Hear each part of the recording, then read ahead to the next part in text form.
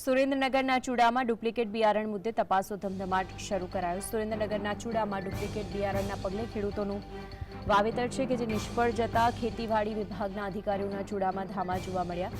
મહત્વનું એ છે કે ખેડૂતોને ગવારનું ડુપ્લિકેટ બિયારણ પધરાવી દેવામાં આવ્યું હતું, જેમાં ખેડૂતોએ ગવારના પાકનું વાવેતર કર્યું પણ ફળ જ ન થયું।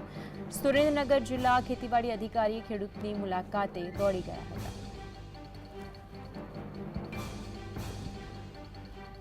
आज अंगे વધુ માહિતી માટે સંવાદદાતા ફઝલ જોડાઈ ગયા છે। ફઝલ, જે રીતે ખોટી રીતે બિયારણ આપવામાં આવ્યું હતું, ડુપ્લિકેટ બિયારણ આપવામાં આવ્યું હતું, આ ખેડૂતોને વિગતો શું તેને લઈ?